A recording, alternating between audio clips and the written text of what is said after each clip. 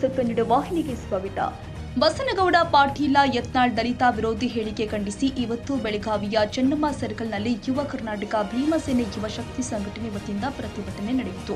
ಪ್ರತಿಭಟನಾಕಾರರು ಶಾಸಕ ಬಸನಗೌಡ ಪಾಟೀಲ ಯತ್ನಾಳ್ ವಿರುದ್ಧ ಜೈಕಾರ ಕೂಗುತ್ತಾ ಚೆನ್ನಮ್ಮ ಸರ್ಕಲ್ನಿಂದ ಜಿಲ್ಲಾಧಿಕಾರಿ ಕಚೇರಿವರೆಗೆ ಪ್ರತಿಭಟನಾ ರ್ಯಾಲಿ ಮಾಡಿ ಜಿಲ್ಲಾಧಿಕಾರಿಗಳ ಕಚೇರಿ ಆವರಣದಲ್ಲಿ ಮನವಿ ಸಲ್ಲಿಸಿದರು.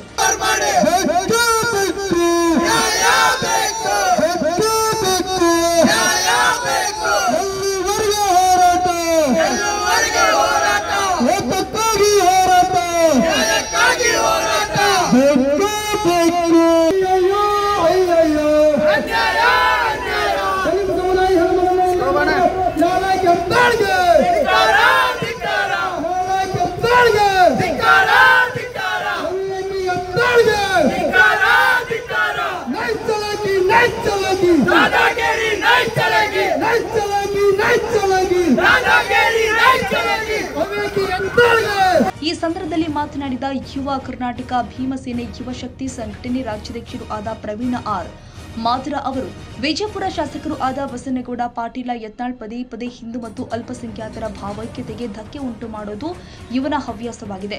ಇತ್ತೀಚಿನ ವರ್ಷದಲ್ಲಿ ಮೂಢನಂಬಿಕೆ ವಿಚಾರಧಾರಿಗಳು ಆಗಿರುವಂತಹ ಶ್ರೀ ನಿಜ ಗುಣಾನಂದ ಮಹಾಸ್ವಾಮಿಗಳಿಗೆ ಬೈಲೂರ ಸಂಸ್ಥಾನ ಪೀಠ ಅವರಿಗೆ ನಿಂದಿಸುವುದು ಮತ್ತು ಚಾಮುಂಡೇಶ್ವರಿ ತಾಯಿಯ ಮೇಲೆ ಹೂ ಹಾಕುವುದು ಸನಾತನ ಧರ್ಮದವರೇ ಆಗಬೇಕು, ಸಾಮಾನ್ಯ ದಲಿತ ಮಹಿಳೆಯೂ ಕೂಡ ಅಧಿಕಾರ ಇಲ್ಲ ಅಂತ ಒಂದು ಕಾರ್ಯಕ್ರಮದಲ್ಲಿ ಹೇಳಿಕೆ ಕೊಟ್ಟಿದ್ದು ಅಕ್ಷಮ್ಯ ಅಪರಾಧವಾಗಿದೆ ಎಂದಿದ್ದಾರೆ.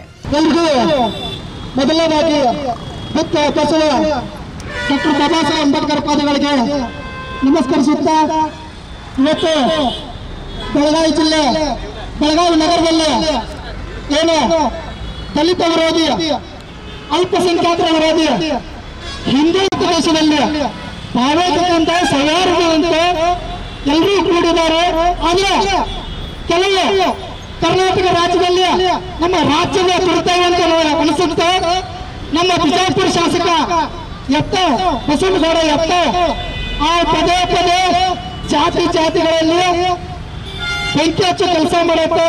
ನಮ್ಮ ಹಿಂದೂ ಜನರಿಗೆ ಮತ್ತು ನಮ್ಮ ಮುಸಲ್ಮಾನದವರಿಗೆ ಏನಾದ್ರೂ ಅನ್ನೋದು ಕೊರೋನಾ ಬಗ್ಗೆ ಅವಳ ಮಾತಾಡೋದು ಮತ್ತೊಂದು ಮಾಡೋದ ಇದೆ. ಇಂಥ ಹುನ್ನಾರ ಮೊದಲಿಂದಲೂ ನಡ್ಕೊಂಡು ಬಂದಿತ್ತು. ಈಗಾಗಲೇ ಏನು ನಮ್ಮ ಮೈಸೂರು ದಸರಾ ಇಡೀ ರಾಜ್ಯದಲ್ಲಿ ನಮ್ಮ ಅಭಿಪ್ರಾಯ ದಸರಾ ಒಂದು ಕಾರ್ಯಕ್ರಮ ನಡೆಯೋದಿತ್ತು. ಸನಾತನ ಧರ್ಮದವರು ಆಗಬೇಕು, ಸನಾತನ ಧರ್ಮದವರು ಆಗಬೇಕು. ಒಬ್ಬ ದಲಿತ ಸಾಮಾನ್ಯ ದಲಿತ ಮಹಿಳೆಗೂ ಕೂಡ ಅವಕಾಶ ಇಲ್ಲ ಅಂದ್ರೆ ದಲಿತರ ಹೆಣ್ಮಗಳನ್ನು ಮಾಡಬಾರ್ದನ, ಪೂಜೆ ಮಾಡಬಾರ್ದನ, ಯಾಕೆ ಮಾಡಬಾರ್ದು? ಸಮಾನತೆ ಎಲ್ಲಿದೆ? ಈ ಸಮಾನತೆ ಸಂವಿಧಾನ ಕೊಟ್ಟೈತೆ, ನಮಗೆ ಸ್ವಾತಂತ್ರ್ಯದಿಂದ ಬದುಕುವ ಹಕ್ಕು ಕೊಟ್ಟೈತೆ. ಈ ದೇಶದಾಗ ಬಾಬಾ ಸಾಹೇಬ್ ಅಂಬೇಡ್ಕರ್ ಸಂವಿಧಾನ ಹಿಡಿಬೇಕಾಗೈತೆ. ಎಲ್ರಿಗೂ ಏನೇನು ಸನಾತನ ಧರ್ಮ ಆ ಧರ್ಮ ಯಾವ ಧರ್ಮ ಇಂಪಾರ್ಟೆಂಟ್ ಅಲ್ಲ.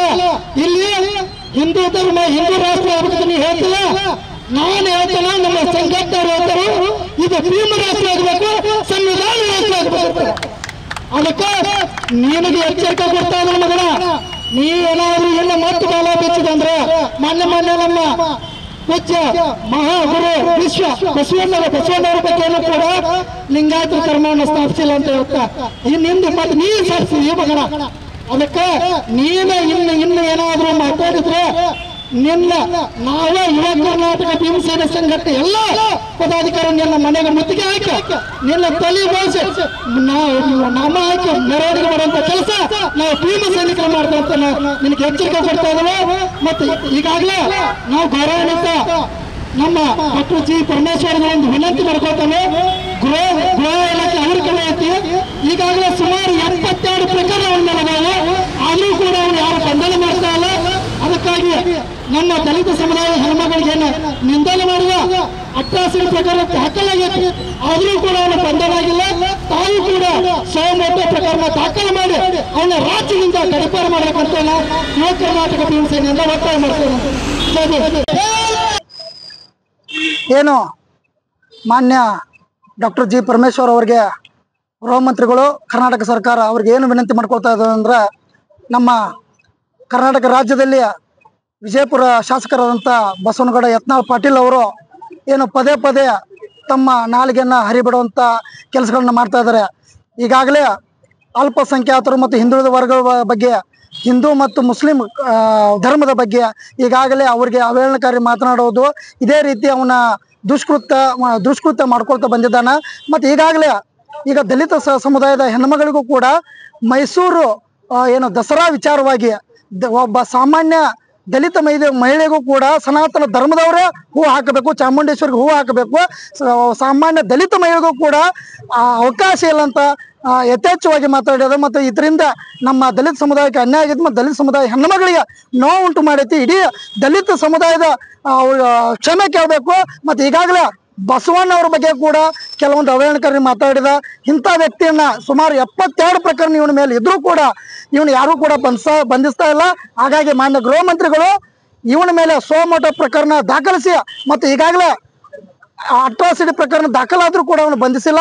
ಇವೆರಡೂ ಪ್ರಕರಣ ದಾಖಲಿಸಿ ರಾಜ್ಯದಿಂದ ಗಡಿಪಾರು ಮಾಡ್ಬೇಕಂತ ನಾವು ಯುವ ಕರ್ನಾಟಕ ಭೀಮಸೇನಿಂದ ಒತ್ತಾಯ ಮಾಡ್ತೇವೆ ಸರ್. ಇನ್ನು ಪ್ರತಿಭಟನೆಯಲ್ಲಿ ಹಲವಾರು ಪ್ರತಿಭಟನಾಕಾರರು ಭಾಗಿಯಾಗಿದ್ದರು. ತಾಜಾ ಸುದ್ದಿಗಾಗಿ ಎಂಟಿವಿ ನ್ಯೂಸ್ 24x7ಗೆ ಸಬ್ಸ್ಕ್ರೈಬ್ ಮಾಡಿ ಮತ್ತು ಬೆಲ್ ಐಕಾನ್ ಅನ್ನು ಒತ್ತಿ. ತಪ್ಪದೇ ಲಿಂಕ್ ಶೇರ್ ಮಾಡಿ.